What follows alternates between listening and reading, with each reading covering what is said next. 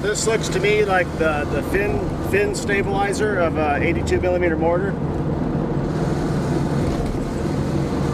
What's left of it. The igniter is in the base, I believe, and then the propellant is up here. That's what these holes are for, to get to the propellant, and that's what makes makes it fly, and like a rocket.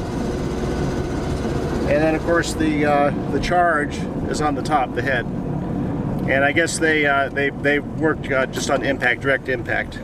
They're not a proximity type charge. It's just an impact type charge. But it's part of a non-direct fire weapon system. And they generally come in, a mortar generally comes in at a high angle, so that they come like straight down. You see this building over here? Looks kind of like a castle. Cool, huh?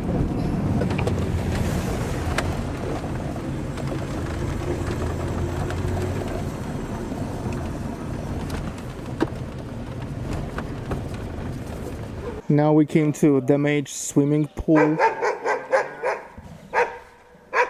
Everyone on the map last night looking at Pesky. Yeah.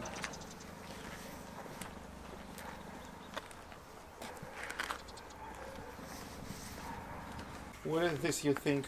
It's part of a multiple. It's a multiple rocket launcher system, like on the back of the truck. They go, like that rapid fire with the rockets. Yeah. This is a hole from a single 152 millimeter artillery shell. It landed here.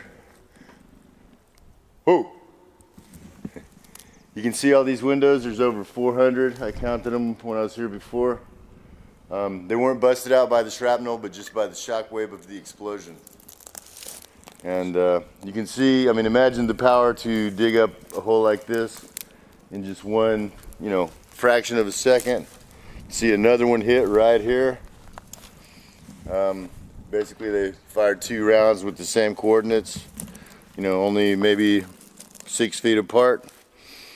You can see how powerful the shock wave is. I mean, it also has a thermal component. It gets real hot. So, and, this used to be a sports complex called Dolphin. Mm-hmm. Olympic Big size. Olympic swimming pool. Olympic size swimming pool.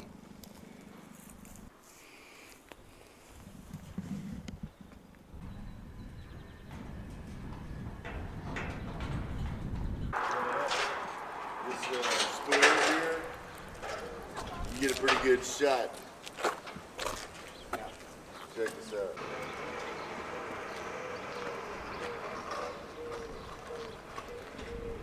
This is in Kievsky Rayon, north part of Donetsk city. This is a monument to remember the civilians killed just in this district of the city. I think there's a couple of hundred of them here.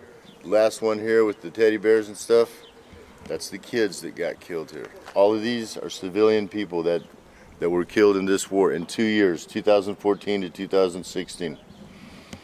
And that's a lot of civilians right there.